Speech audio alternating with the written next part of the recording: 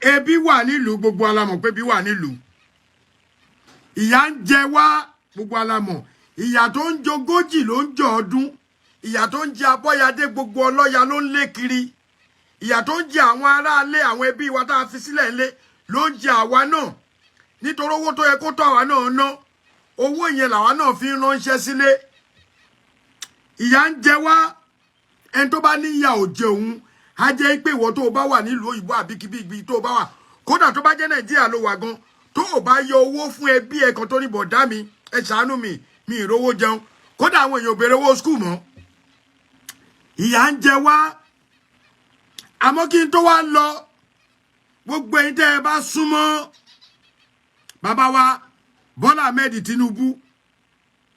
gbogbo ẹ̀yin tẹ́ ẹ bá súnmọ́ Ṣèyí Tinubu most especially ẹ̀yin brother mi Islander ẹ̀yin tẹ́ ẹ wà lẹ́kọ̀ọ́ tẹ́ ẹ súnmọ́ Ṣèyí Tinubu ẹ ṣèrànlọ́wọ́ kan fún wa mi ò ní fún mi o wàhálà ebi ń pa èmi náà o nítorí inú ebi tó ń pa mí tí n bá ní mo ṣe fún $500 kó tó dijọ́ méjì mẹ́ta 300 ti kúrò ń bẹ̀ mi ò ní máa wẹ bí mi ràn mo sọ ní last week àmọ́ eléyìí ẹ bá mi pass message sí Ṣèyí Tinubu Ṣèyí Tinubu will be the best person láti bá wa transfer voice yìí sí bàbá Bọ́lá Ahmed Tinubu èmi ò wá bí láti wá bú Bọ́lá Ahmed Tinubu o mi ò tó bẹ́ẹ̀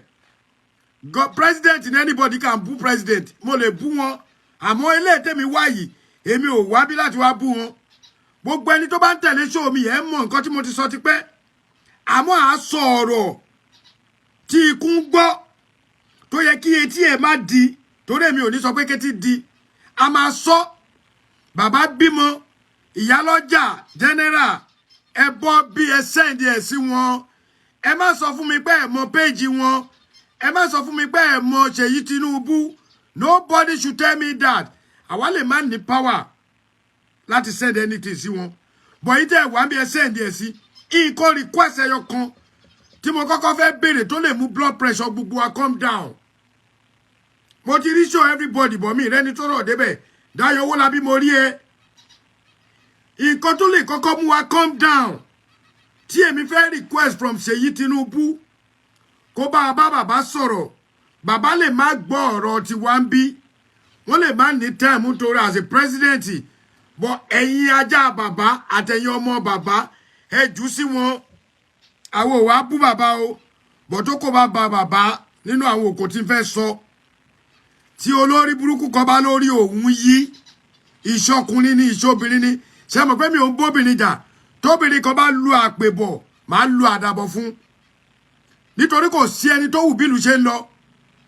ẹ̀bẹ̀ yọkọ tí mo kọ́kọ́ fẹ́ bẹ̀bẹ̀ kí n tó sọ ibi tẹ̀yin ọmọ Yorùbá burú sí gbogbo wa àtẹ̀mí ibi tá a burú sí wọ́n ẹ̀bẹ̀ tí mo kọ́kọ́ fẹ́ bẹ̀ ni pé brother mi Ṣèyí Tinubu jọ̀ọ́ torí Ọlọ́run mo fọlọ́run bẹ̀ bá dádì wa sọ̀rọ̀ torí kò ṣe bàbá ẹ̀ nìkan bàbá fọkọ́ díẹ̀ bí ẹni bọ́n ló bí gbogbo wa the first thing mi bẹ̀rẹ̀ ni pé ṣé bàbá ò ní àwọn tó wà ní in charge of everything kí wọ́n kọ́kọ́ lọ ṣí bọ́dà fún wa wọ́n lọ ṣí bọ́dà kọ́kọ́ wọlé irú bọ́dà wèrè wo náà ṣí yẹn torí mi ò tí ì rí latest news nígbà tí bàbá yìí wọlé nǹkan tó lè mú blood pressure everybody lọ calm down right now ó ní pé kán ṣí bọ́dà fún wa kí ló dé gangan kí ló ṣẹlẹ̀ tí wọ́n bá ṣí bọ́dà fún wa Ṣèyí Tinubu ẹni pé mò ń pariwo ẹ̀ àwọn èèyàn lè bá mi screenshot record ibi báyìí ó lè má ju 1 minute lọ Ṣèyí Tinubu ask our father to open the border ta ní ọ́fíìsì in charge ẹ̀ kí lorúkọ ẹni tó wà ní in charge border tó bá dẹ̀ yẹ pé ẹ mọ orúkọ ẹ wò ó Sunday tó bá mọ̀ send ẹ̀ sí mi sìn ká kúkú dárúkọ ẹ̀ pé kí ló hold why tó ṣe ti border sí láyé ológun dẹ̀ sí láyé Fúlàní ayé Yorùbá la wà ẹ jẹ́ kó ṣí border ṣe rí ọ̀rọ̀ epo yẹn subordinate ni ẹni tó bá lówó lọ́wọ́ ló ń gun mọ́tò ẹni tó bá lówó lọ́wọ́ ló ń repo 40,000-50,000 sínú mọ́tò bá a ṣe ń sọ yìí ṣe báwọn kan sọ níjọ́sí wọ́n ní ṣáàtì ìrókò èèyàn títì láyé búbù ó sọ bẹ́ẹ̀ o ẹ fò jáde o mò ń bọ̀ ń bẹ̀ ẹ máa play àwọn kọ́kọ́ fún yín tẹ́ máa gbọ́ lẹ́nu àwọn èèyàn kébi tó sọ̀rọ̀ kí ló ń ṣe àwọn ọmọ Yorùbá gangan kí ni problem wa kí ni wàhálà ta ní nítorí ìsìn ẹ pé Ṣèyí Tinubu gbogbo ẹ tẹ́ bá jẹ́ sister ẹ̀yin ìyá mi lẹ́kọ̀ọ́ gbogbo yín tẹ́ ẹjọ́ tẹ́ wàǹkárá lẹ́kọ̀ọ́ àtúní sọ̀rọ̀ tó dábàá tún sọ̀rọ̀ ọbẹ̀ wọ́n lè tún là ń bú àwọn gbogbo àwọn APC member or PDP tẹ́ bá tún súnmọ́ wọn ẹ pé bàbá wa Bọ́lá Ahmed Tinubu kó ṣí bọ́dà fún wa adéran mo rí ẹ ìbùkún mo rí yín káwọ́ ẹ káàbọ̀ sínú ẹgbẹ́ ẹ pé àwọn bàbá wa ẹni kí Ṣèyí Tinubu kó sọ fún bàbá ẹ̀ kan ṣí bọ́dà fún Nàìjíríà ebi ti pọ̀ jù ebi yìí pọ̀ kọjá bìkáfù baálé ilé fẹ́ ra gàrí kọ́ọ̀pù kan ó dẹ̀ ń wọ omi lójú ọ̀pọ̀lọpọ̀ náà ti wá bóyá mákẹ́ẹ̀tì máa yẹn kí wọ́n ẹ̀pọ̀ ẹ̀ bẹ́ẹ̀mi gan rí màá fún lówó ráìsì ti di 75,000 naira àfàìmọ̀ before ká tó ṣe àwẹ̀ kó má di 100,000 right now láàárọ̀ yìí òkú náà parọ́ mọ́ let me just check àwọn kan lè máa dùn máwọn kan kò dùn mẹ́mi o torí owó kan ń lọ lọ́wọ́ ni ẹ wo dọ́là ní Amẹ́ríkà níbi apart from pé tó bá wá kó yẹn wá Nàìjíríà dọ́là ní Amẹ́ríkà bí 1,460 láàárọ̀ yìí 1,460 dọ́là ò tó 90 naira ń gbàdé mi dé ìlú yìí títí tó fi fò di 120 ó dẹ̀ stay 120 naira ó dẹ̀ pẹ́ bí after bí 6 years ẹ pé bàbá wa Bọ́lá Ahmed Tinubu ẹ rí pé mò ń tẹnu mọ́ torí eléyìí gangan ni mo fẹ́ kó rìn jìnnà ẹ pé Ṣèyí Tinubu ó ti di ọmọ wa tóra wa la lọ́mọ wa ò ní ṣèdí bẹ̀rẹ̀ ká filẹ̀kẹ̀ sí di ẹlòmíì á ti filẹ̀kẹ̀ sí di bàbá àgbọ̀n kankan mọ́ o mo wá ń bọ̀ lórí gbogbo àwọn bàbá wa tó ń jáde tó ń bẹ́ jáde tó ń sọ̀rọ̀ àṣẹ ẹ lè sọ̀rọ̀ èdè Tinubu tí nǹkan bá le ẹ pé kíní tó náà fi sépo tó jump epo according to reliable source wọ́n ní wọ́n ti set ẹ̀ sílẹ̀ búbú ò rí ṣe but Tinubu ló wá rí ṣe ó wá di wàhálà gbogbo alamọ̀ pé ó máa le bọ̀ má tún bẹ ẹ̀yin èèyàn wa pé nǹkan tó le ó máa dẹ̀rọ̀ wọ́n ní kó lọ sókè ní kó rọ̀ ní Nàìjíríà the only thing tó ń lọ sókè ní Nàìjíríà tó tún lè wálẹ̀ ìyà ẹ̀ ń jẹ wá àwọn ọmọ tí wọ́n kó láti 2014 àwọn yẹn ti ń bímọ sí àwọn wọn ti dàgbà èyí náà sí 2014 sísí aláàjì wọ́n ti ṣèyàwó pẹ̀lú wọn táwọn Boko Haram kó dọ́là ṣẹ́gbúrò wọn ṣíbọ́gì àbí kí ló pè wọ́n àwọn ọmọ yẹn wọn ò rí ẹyẹ dìbí ṣe bá yín sọ̀rọ̀ yìí àwọn tó kó ní 5 years ago náà wọ́n ti ń bímọ àwọn tó kó recently wọ́n ti lẹ́wọ̀n máa wọ́n tẹ̀ tún lórí láyà wọ́n tún lọ pé àwọn máa ṣèyàwó pẹ̀lú 62 of them nínú àwọn obìnrin tí wọ́n kó ibi tí mo wá ń lọ ni pé ìgbà tá a rí májíìkì ní 6 years a rí májíìkì ní 8 years Buhari nígbà tí bàbá ìwọlé ó lé o ẹ má jẹ́ ń parọ́ fún yín o ó lé koko mi ìfẹ́ lè ní mo rírú ẹ̀ rí bọ̀ǹkọ́ ẹyọ kan tí mo fẹ́ sọ fún Yorùbá ni pé ẹ̀yin ò mọ̀ wípé kọ́bọ̀ wọn ò fílẹ̀ fún bàbá yín máa yí ti sọ̀rọ̀ tán Ọlọ́run ní jẹ́ kó sọ̀rọ̀ jù báyìí lọ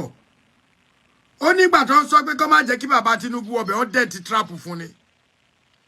ṣèjọba bàbá Tinubu ìjọba wo ló ti wá wọ̀sì tó ti bàbá Tinubu wọ́n ní tí nǹkan bá lelele á dẹ̀ kélé tó dẹ̀ ẹ̀mí ti bọ́ brother mi Tòkunbọ̀ sọ fún mi ó ní máa kan ilé kẹta òun ló wà ẹ mọ brother Tòkunbọ̀ kan tó máa ń sọ̀rọ̀ dáadáa báyìí ó náà wà ní Yorùbá ó nílé kẹta ló wà ó kọ lẹ́tà alẹ̀ fún ìyàwó ẹ̀ báyìí àtọmọ wípé òun ò lè continue láti fìdí wọn òun ò dẹ̀ lè wà láyé kí a máa jà àwọn ẹgbẹ́ ó hàngà rẹ̀ ọ̀rọ̀ jẹ́ta lélẹ̀ ṣé ẹ fẹ́ gbọ́ kí lórúkọ bàtẹ náà pa wọ́n tún pọ̀ ọba kan lánàá ní Kogi again àmọ́ gbà táwọn bá sọ̀rọ̀ wọ́n á ní ẹ keep quiet ẹ̀yin lẹ̀ ń dá wàhálà lẹ̀ ìgbà táwọn ti make a request wípé ẹ jẹ́ ká pín tó bá jẹ́ follow ká pín jẹ́jẹ́ tí tí gbogbo agbárùkùtì nǹkan tó yẹ kẹ́ ẹ ṣe tẹ́lẹ̀ ẹ wá ṣe ṣe sí mo rí pọ́n state kan tí wá ń jáde wọ́n wá ṣe Yorùbá nation ọlọ́pàá ò lè mú wọn tọ́lọ́pàá kan bá lórí òun yìí ṣé ń gbọ́ mi mo mọ̀ pé ẹ̀yin ọlọ́pàá wà ń bí o tó o bá rẹ̀ tó ṣe kínní ẹ̀yin DSS tẹ́ ẹ bá rẹ̀ tó ṣe lẹ́sọ̀ kan tẹ́ ẹ lẹ́ẹ̀fẹ́ lọ mú wọn wà láìtàlẹ̀ wọ́n máa nà yín kan o ara ń kan ìlú débi pé ìwọ ọlọ́pàá kan tó o bá rẹ̀ ṣèyàn ṣòfò olójẹrù fẹ́ fún ni àwọn bọ́ìsì dẹ̀ ti búra débi pé kódà tó bá gbáyàn létí báyìí wá délé lọ kú ni mo ń jọ àṣírí sọ fún yín ni eléyìí ṣe pé bóyá nǹkan tí èèyàn máa bu ẹnu àbí èèyàn bu ẹnu fún yín wà láàyè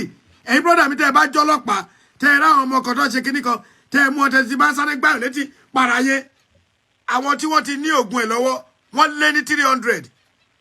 táwa ń gbọ́ níbi tá a wà yìí ọ̀hún nídìí ṣe ẹnìtì ẹ ti sáré máa gbáyàn fura tí ó bá fi lè fi ẹlẹ́ tí ò gbá ẹ padà tó bá fi lè délé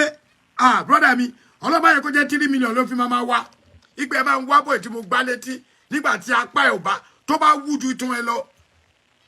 ṣé bí ò pa ẹ̀yin ọlọ́pàá àbẹ́yẹ tẹ́ jẹ́ DSS èèyàn mélòó nínú Nigeria Police Force ló ti gbọ́ owó oṣù eléyìí tá a wà yìí ìjọba tá a wà wọ́n jẹ́ èèyàn lówó oṣù mẹ́ta èèyàn lówó oṣù mẹ́rin wọ́n bí ẹ̀dá lu òyìnbó iṣẹ́ ọ̀sẹ̀ kan péré tó bá jẹ́ lówó ẹ wò á bá ọ̀gá ẹ sọ̀rọ̀ ṣe bá àlẹ́ máa ń ṣe rẹ́spẹ́tì a máa ń ṣe sà a máa ń ṣe sà kí ṣe má bọ̀ lọ́ọ̀ mi kí ló jẹ́ bẹ́ẹ̀ èmi ń gbébọn lójoojúmọ́ mi ì lè ṣe báyìí fún anybody tó bá jẹ́ senior mi tó bá jù mí lọ tó bá ti ṣe nǹkan tí ò dà máa put in order ni because tí ò bá fi gbọ́ òun gan máa lose iṣẹ́ kó ṣe bàbá sọ pé ọdẹ dúró o ò mọ bàbá mi ni o ò mọkọ mi ni o ò mọ kí ló ń jẹ́ bẹ́ẹ̀ àwọn nǹkan tá a fi bàlújẹ́ nìyẹn ìwọ tó mọ̀ pé ó bu amọ́tò tí pépà ò pé ọlọ́pàá wa dẹ́ dúró ó wá ti torí pé ó mọ bàbá Tinubu àbí ó mọ àwọn olówó kan ó wá dúró ṣàgbàǹgbà ṣé bí ìlú ṣe fẹ́ da nìyẹn ọdún mẹ́fà ẹ̀rí nǹkan kan ọdún mẹ́jọ àárí nǹkan kan yìí tó wá dùn mí jù wàhálà mi ìpẹ́ lórí iṣẹ́ yìí o yìí tó dùn mí jù pátápátápátá òun làwọn ọba wa tó ń fò jáde. With due respect onírìṣà ẹni pé mo ṣí fìlà with due respect baba wọ ní with due respect sir lẹ́ẹ̀kan sí with due respect onírìṣà Ọọ̀ni Ilé Ifẹ̀ ìdí tí mo fi ṣí fìlà ni pé tí n bá pe gbogbo àwọn ọba ńláńlá mo gbọ́dọ̀ ṣí fìlà bàbá mi ọ̀rọ̀ tẹ́ ẹ sọ lásìkò yóò ti léètì sà bẹ́ẹ̀ ni àwọn ò gbọ́dọ̀ bú yín nítorí ọmọ aládé ni wà kò gbẹnu yálà ìyá mi láti bú ọ ni bàwọn mo gbẹnu mi ká kọ̀rẹ́tì yín ọba Olúwo ọ̀fìwò with due respect tọrọ bá ní nǹkan tí mi fi ní sífìlà ní pé o ò tẹ̀lé nǹkan tá a sọ o lẹ́sìn bàbá ńlá wa o lẹ́sìn òṣì ni o dẹ̀ jorógbó oníṣẹ̀ṣe òun ṣàgbà o jòbì o kàn nǹkan jẹ́ ńgbà tó débẹ̀ despite pọ́n gbé fìlà fún yín bọ̀bá respect ẹlẹ́ǹkan ẹ̀kan péré náà ni torí ọba ni ẹ ó wá yà mí lẹ́nu wípé mò ń gbọ́ nǹkan tí bàbá wọ onírìṣà tí wọ́n sọ ẹ̀yin náà ẹ fara balẹ̀ kẹ́ gbọ́ o gbogbo ẹ̀ tó ti gbọ́ tẹ́lẹ̀ ẹ fara balẹ̀ o. We just keep talking. We haven't faced that fact that we are the problem of this nation. All of us, let us tell ourselves the truth. Let's redesign the fundamental structure of this country. Devolution of powers. Why should we make the president of Nigeria, the governor, presidency so powerful? The EFCC chairman innocently said something here. That he will go after the presidency, he will go after the judiciary, he will go after the legislative hand. I will be praying for you. I will be praying for you. I will pray and fast for you. Some people have been there before you. Let's be truthful.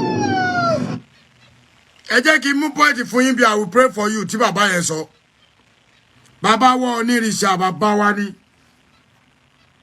Nǹkan tó yà mí lẹ́nu jù ni pé so onírìṣà can step out and talk about this. Nígbà tó di tọmọ ti yín ó ní ọ̀gbẹ́ni yẹn sọ pé ẹlẹ́mọ yín ò ní ṣe di bẹ̀bẹ̀rẹ̀. Níbo ni gbogbo àwọn bàbá yìí wà? nígbà tí ọ̀rọ̀ polúkúrú muṣu ní gbogbo last year gbogbo ọ̀rọ̀ tó ṣẹlẹ̀ yìí ó gun òkè ni mo sọ lẹ́ẹ̀kan pé nǹkan ẹyọ kan ló lè le ní Nàìjíríà tó dé pọ́ máa wálẹ̀ olóko tó bá ta kọ́ọ̀pù yìí sì tẹ́ bá lọ sọ́jà tó bá ta kọ́ọ̀pù yìí 200 tó bá padà lọ lọ́la ó máa ti di 220 tó bá ta gàrí kóńgò kan ní 300 tó bá padà lọ́la àwọn ní 320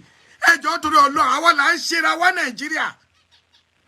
ṣé wọ́n import gàrí ni gàrí wa wọ́n tún kó wá sílùú òyìnbó gàrí táwa ní tá à ń fowó wa ṣe nílùú wa ó tún wọ́n.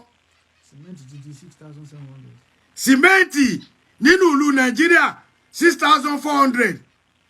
ẹ wá wò ná wọ́n wá ń ta sìmẹ́ǹtì ní Kútọ́nù ní 2,000 àbí 1,500 náà ta sìmẹ́ǹtì owó búrẹ́dì ni wọ́n fi ń ta sìmẹ́ǹtì Kútọ́nù ẹni tó dẹ̀ ń ṣe sìmẹ́ǹtì nílùú yín ṣé owó kọ́nà máa fi transport ẹ̀ from Nàìjíríà tó Kútọ́nù àwa là ń ṣera wa ó ní mo ṣe ló gbẹnu tán ẹni tó bá wù bí ó lè ní nǹkan tí mò ń sọ ò dáa anybody lè bú èmi ò kí àbọ̀tọ̀ ọ̀rọ̀ tèmi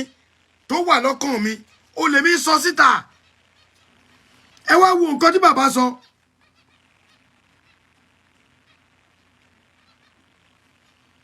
ní rìṣà wá ní ibi tó tẹ̀ wá dùn mí jù I will be praying for you ní rìṣà àdírẹ́sì wa nìyẹn o bàbá àdírẹ́sì wa nìyẹn o kábíyèsí èmi ò mọ̀ pé ẹ lè sọ̀rọ̀ èmi ò ṣe supporter Tinubu àmọ́ èmi fẹ́ Yorùbá nation bọ̀gbà tá a tẹnumọ́ pé ẹ jẹ́ kí Yorùbá lọ ẹlẹ́nu wárùn ẹni ká gbẹ́nu sàn àmọ́ Haúsá alájẹ ẹni lọ́wọ́ ibi táwọn ọmọ Haúsá yẹn ti sọ̀rọ̀ pé àwọn fẹ́ lọ tó lè bí ń pa àwọn Haúsá náà ti bọ́ tàtọ́ láwọn fẹ́ lọ o àwọn Àrẹwà láwọn ti fẹ́ lọ o ọmọ Ìgbò ló kọ́kọ́ jáde gbogbo àṣà ọmọ Ìgbò dọ̀tà bó tiẹ̀ jẹ́ pé àwọn náà ya wèrè ìgbà tó ọmọ Ìgbò ti sọ́tọ̀ ti di pé nǹkan ò lè lọ déédé ìgbà tó yà wá náà gbéra a gba òmìnira ní 1960 àwọn bàbá wa mẹ́fà wọ́n ní 22 ní British tó sign pé after 100 years we should go kọ́ jókòó sí round table àwọn tó wà lórí kíní yẹn náà kú o bẹ́ẹ̀ ni àwọn kíní yẹn ló wà ló kú o post yẹn ò kú o nǹkan tí mo fẹ́ kẹ́ mọ̀ nìyẹn o àwọn kíní yẹn gbogbo ọmọ wa tó kéré gan ò mọ̀ post yẹn ò kú o let me tell you that Aláàfin ó wà lára ẹni tó sign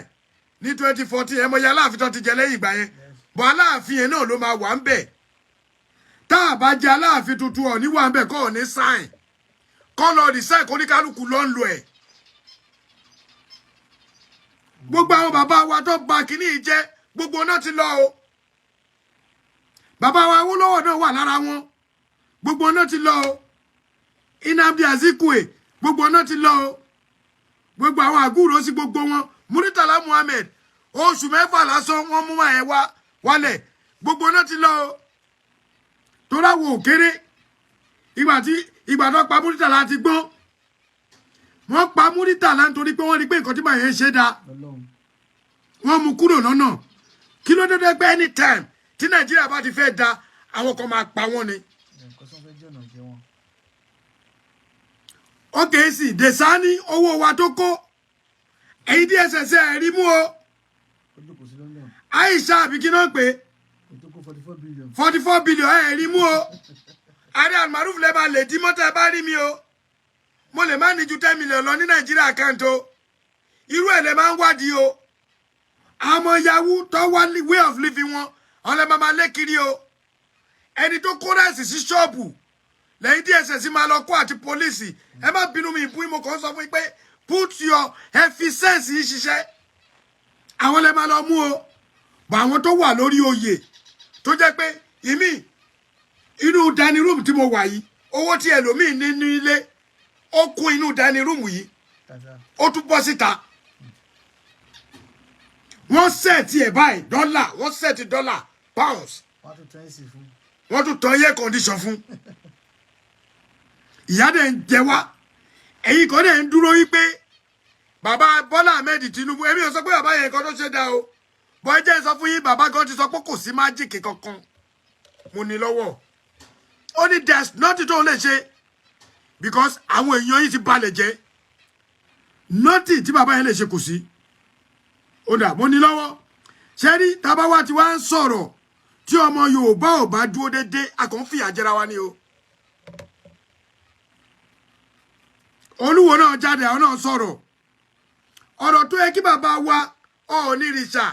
nígbà tí bàbá Aláàfin fi ń kọ lẹ́tà ó yẹ kó Ọọ̀nìrìṣà ó yẹ kó máa gbá àwọn pípì lẹ́tà so àwa bẹ̀rù Buhari ṣe nílé ayé abẹ̀rù Fúlàní àmọ́ abẹ̀rù bàbá wa ìyà ń jẹ wá lóòótọ́ Nàìjíríà but let's just be realistic ẹ jẹ́ ká sọ òdodo ọ̀rọ̀ Yorùbá nation is the answer to all this nonsense tá a bá jọ wà tí Yorùbá bá dá wà fúnra rẹ̀ àmọ́ mélòó ni wá only 6 states péré oníkálùkù á control judiciary ẹ̀ oníkálùkù á control ibi tó bá wà ẹ imagine irú Ìbàdàn ẹ wá dúró kùsà tó wà ń bàdàn àwọn tá a jọ mọ̀ yẹ́gun ò gbádùn ọmọ Èkó ò gbádùn góòdù wà lẹ́kọ̀ọ́ ó wà ń bàdàn ó wà lọ́ṣun ó wà lọ́ṣogbo nígbà tó yẹ pé àwọn ọmọ tó lọ fún kí ni àwọn tó máa ń ṣe kíní fún àwọn tó lọ fún kíní tó bá jáde ní put wọn into practice tó lọ fún àwọn chemical engineering àti àwọn nǹkan tó lè fi sáàṣì tó ń gbá research tí àwọn ìbá jáde school you guys don't put them in practice bó ṣe ń jáde school báyìí wọ́n máa gbé wọn bẹ̀ nǹkan tó lè fi góòlù wa náà ti tà tán ebi dẹ̀ ń pa Nàìjíríà góòlù dẹ̀ wà nínú Ìbàdàn àwọn kan dẹ̀ ń wà ṣèbí ẹ̀kọ́ ló ń gba owó ẹ̀ ẹ imagine Mali tó yẹ pé gbogbo Mali gan kò tó state méjì ní Nàìjíríà òun á wá láti Mali ó wá ń wa kùsà wọ́n wá ju àdó olóró wọ́n wá fi kùsà bọ́ǹbù ẹ̀ ṣe mọ̀ bóyá ti sanwó fún wèrè yẹn abẹ́ mọ̀ nǹkan tó wà nù góòdù tó ń jí ni. ẹ̀dẹ̀ ń pa ọgbẹ́ kàwé ìwé òṣìṣẹ́ àlùwò lẹ́ka sẹ́yìn jẹ́ kàwé wọn gbá mọ́ lórí. tàbá máa wí wọ́n ní àwọn ọmọ Oǹdó kan ló kàwé àwọn ọmọ Àkúrẹ́ kan ló kàwé ìwé tá a kà tó yẹ pé ààfin mọ àwọn ọmọ wa ìwé tá a kà tìlú dẹ̀ ń dàrú mọ́ wa lójú ìwé tá a kà tá a mọ nǹkan tá a ń ṣe wọ́n ètò yẹ pé gbogbo nǹkan tá a mọ ìbá ti ṣe ní skul ìyá mi máa ṣolóṣó gbogbo ìgbà ni máa ń tẹnu mọ́ ẹlòmíì dókòwò sí nítorí kọ́ ẹ̀fọ́n ọmọ lọ skul ẹni tí ò yẹ kó gun àyà ìyá mi ó gun àyà ẹ̀ ẹni tí ò yẹ kó gbá ìyá mi ilé tí ó gbá létí àwọn bàbá gan ẹni tí ò yẹ kí bàbá mi gan lọ bá sùn ó bá sùn torí owó vice versa ni méjèèjì ni o ẹ pín láàrin ara yín àwọn ò dẹ̀ ní sọ̀rọ̀ kan láàsọmọ ok àwọn ò ní sọ̀rọ̀ kan láàsọmọ kí ló dé tó jẹ́ pé tí àwọn ọmọ bá ti jáde school you will never put them in practice tọ́mọ bá ṣe àtà nǹkan níbí báyìí ó ń jáde báyìí wọ́n máa put one in practice. ní China lẹ́lẹ̀ China ṣé China da tó wa ni tẹ́lẹ̀ ṣé Dubai da tó Nàìjíríà tẹ́lẹ̀ abáwí tán wà láàrẹ̀ ń pariwo àṣẹ ní pariwo owó táwọn gan pàbí kò tó wá ná a tún náwó sí Nàìjíríà níjọ́ tí mo ti wà ní ayé láti bí 5 years sí ìsìn ó ní mo náwó jù láyé mi láwọn tí o tún ṣe bí èèyàn o tó kàn jẹ́ àbúrò àwòrẹ́ àwọn ojúlùmọ̀ àwọn tá àti ẹ̀mọ̀ rí lórí Facebook gan nígbà tí wọ́n bá ké bá mi tó lóun fẹ́ 10,000 tí mo gbé 10,000 kò ju $5 lọ kò tó ti máa fi ra McDonald jẹ lọ́wọ́ yìí tó bá jáde sí tó lọ fi $12 ẹ jẹ́ fún yín sápò èmi máa ń ní kankan kẹ́ lè máa wo bí tí nǹkan ti bàjẹ́ dé ẹ kàn jẹ́ sí $12 fún yín pé mo kàn lọ ra mo ní kàn fún mi ní double cheeseburger kàn fún mi ní complete kàn fún mi ní fry èyí tẹ́ wà l'Amẹ́ríkà mọ̀ nǹkan tí mo sọ pẹ̀lú bóyá large coke kan tó chill àbí coffee tó tutù ẹ wo $12 lówó Nàìjíríà 17,500 ìtọ́dẹ̀ máa gbé fún yín báyìí gbogbo oníjù báyìí lọ tí ìtọ́ máa bù fún yín òkún kọ́ọ̀pù yìí torí wèrè kíní tó fi sí ó kọ̀gùn ni kò kún kọ́ọ̀pù yìí nígbà tí mo ṣí ẹ̀wẹ̀ tó bọ́ sí 17,500 520 ẹ̀yin èèyàn mi ẹwọ tó bọ́ sí à ẹ̀ ní Facebook YouTube yẹn jẹ́ 17,520 ní kíkọ́ fi common $12 la McDonald's jẹ so téèyàn bá béèrè irú owó yẹn lọ́wọ́ mi ṣé mi ní yọ ẹni tí mi mọ̀ ìgbà tó sú mi ṣe ni mo pa aago mi tẹ́lẹ̀ bá wa ńgbà tó yá mo sọ fún àkọ́gbà ẹ wá ṣé mi ní Tinubu ni àwọn bàbá wa àwọn brọ́dà wa tó dẹ̀ lówó Nàìjíríà ẹ̀ ní rí wọn àfi ká show off kọ́ pàkó owó kó ga tó báyìí bàbá wa ẹ bọ̀rọ̀ òrùṣe o wọn ò rí ṣe kódà kéwàá tún kọni fún bàbá ń gbà yẹn pé kó bá wa ṣèdájọ́ tó ṣe fàbáṣà kó ṣe fún bàbá mo ní lọ́wọ́ ń bì èmi náà ní ó ní kọ́lọ̀ bá wọn mú bàbá lọ ṣé iná ṣọ́ọ̀rọ̀ nìyẹn nínú orin kéwàá nìyẹn o kí bàbá padà lé mo expect kí bàbá kéwàá wa mo expect ẹ̀kọ́ kọrú ẹ̀ náà fún bàbá Bọ́lá Ahmed Tinubu o torí tẹ́ ẹ̀ bá ti kọ́ ẹ ti ṣòjóró o wàhálà ẹ ti ṣòjóró nítorí nǹkan tó àmùdẹ̀ rí mo rí recently yìí èmi gan rí kódà mo play láàárọ̀ yóò kàn ti mi mọ orí aago tó wà ní mo play láàárọ̀ yìí tágo bá ti pọ̀ jù gan kí ló wá ṣẹlẹ̀ gangan kí ló dé ọ̀rọ̀ tèmi ò jù yẹn lọ bọ̀ ẹ wá gbọ́ ọ̀rọ̀ táwọn ọmọ advice táwọn ọmọ Yorùbá yín tó ń fún yín ní nǹkan tá a lè ṣe bẹ́ẹ̀ ni ẹ bá gbóhùn Sunday Igboho lé níbọ̀ tó ní bóyá jẹ́ ẹ bá gbóhùn ẹ̀ lénìí Alhaji I just don't know tí bá ní mo mọ nǹkan tá a lè ṣe àmọ́ bọ́ bàbá wa Ọọ̀ni Ilé Ifẹ̀ ọ̀rọ̀ tẹ́mi ní sọ fún yín ni pé bàbá bẹ́ẹ̀ ṣe jáde yìí ẹ máa jáde tán Olúwo náà ti sọ̀rọ̀ àṣẹ ẹlẹ́ni tẹ́ ẹ lè dí mọ́ àṣẹ ẹbẹ̀rù wàláhì tàlá Ògún ni mo fi búra tí bàbá náà fi bá wà láyé táwọn náà bá sọ̀rọ̀ ní tẹ̀mù ìmọ̀ ní bàbá àṣẹ yìí náà bẹ̀rù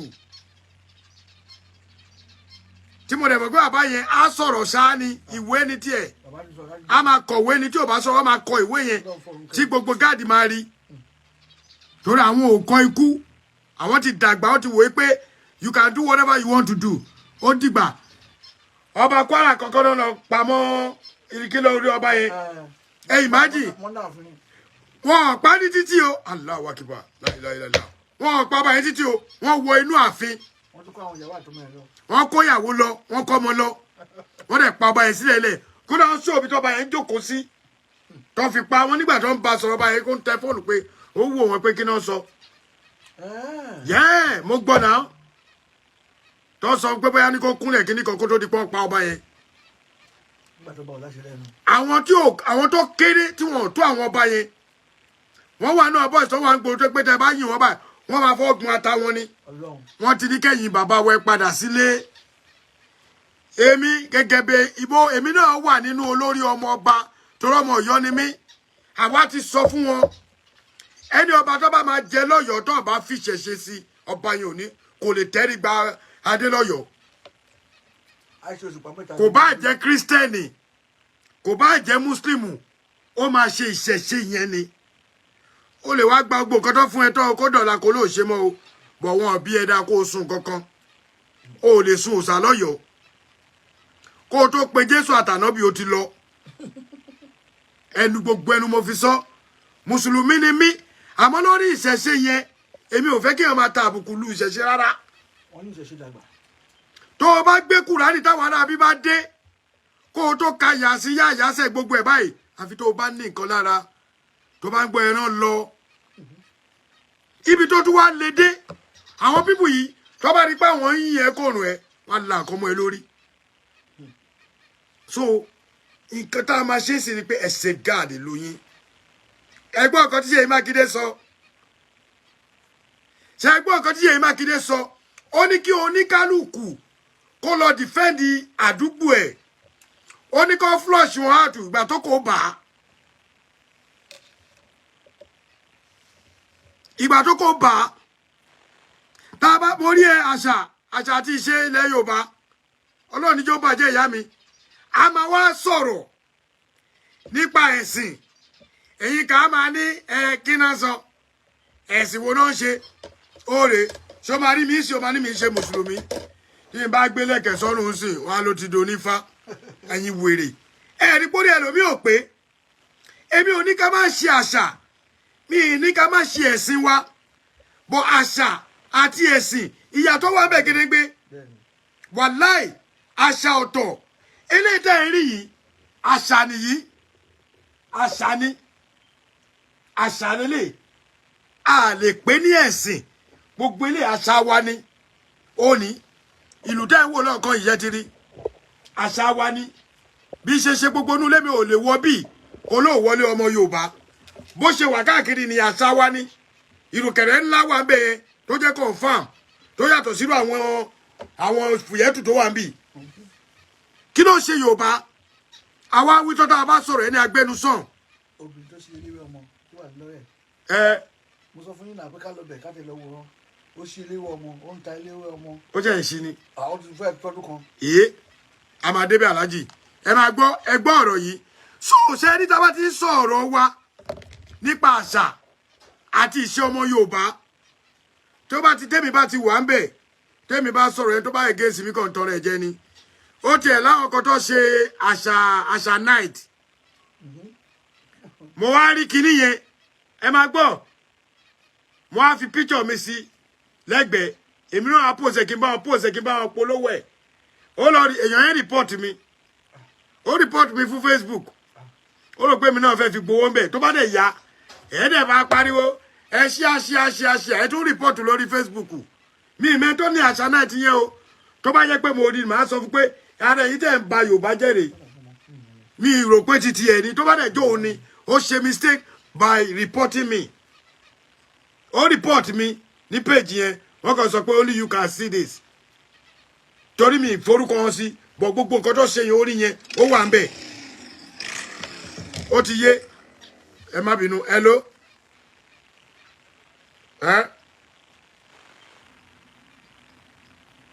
mo ń gbọ́ ẹ sọ̀rọ̀ mu wà lórí life Ahmed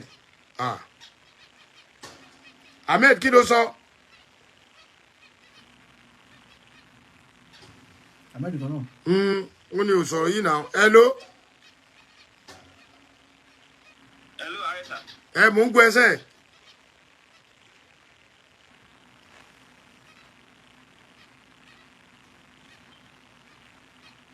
Alhaji nọ́mbà complain ok kí ló dé ò ṣe DHL yẹ kó kúkú ṣe yẹn ṣé yẹn wọ́n ni Monday lọ́nà àìrọ̀ wọ́n dẹ̀ ní DHL ní báwo ló yẹ máa di Monday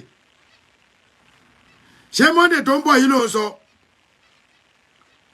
ẹ wà ok Monday tó bọ̀ wà ok ṣèbẹ́ ní sì ní Friday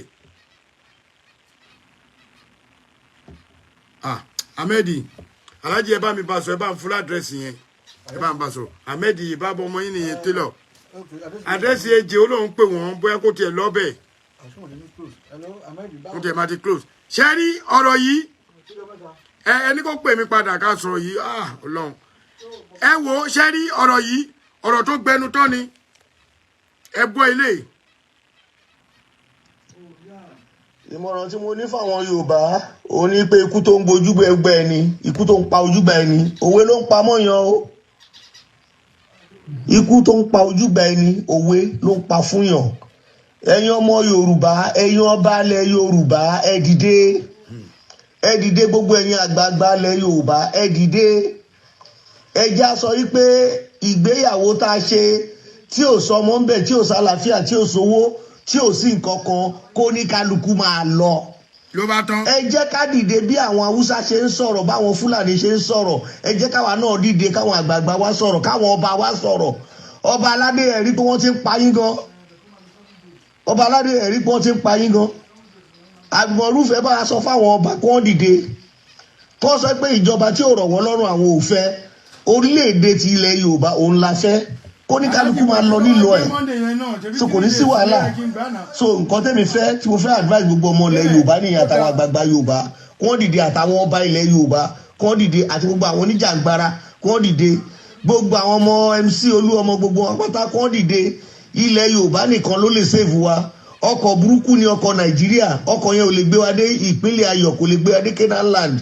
kò lè gbé wa délé Ayọ̀ kò lè gbé wa délé ògo òun ni mo ṣe máa ń kọ ní pé ẹ wá wọkọ̀ ọkọ̀ ìgbàlà ìkẹyìn kọ́ lọ́mọ mọ́mọ́ kí ẹ tètè wá wọkọ̀ yìí káláyà máyà kí ẹ tètè wá wọkọ̀ yìí Yorùbá nation lọ́kọ̀ ìgbàlà ìkẹyìn only Yorùbá nation òun ló lè gbé wa débi ayọ̀ ló lè gbé wa débi ìbùkún ló lè gbé wa débi ìgbéga so àwa ò fẹ́ Nàìjíríà mọ́ Yorùbá nation la fẹ́ bó ṣe lọ nìyẹn o Adétòkun Mọ́mọ́káyọ̀dé lórúkọ mi ọmọkùnrin lè àdìsí ó pọ̀ wọ́n yìn wọ́n ó ń délé oyè oko àdìdú ọmọ ọ̀run àlà so ọ̀rọ̀ mi ò ju yẹn lọ ẹ ṣé. Bàbá Admiruf ẹ kú iṣẹ́ takuntakun tí ẹ ń ṣe fún ilẹ̀ Yorùbá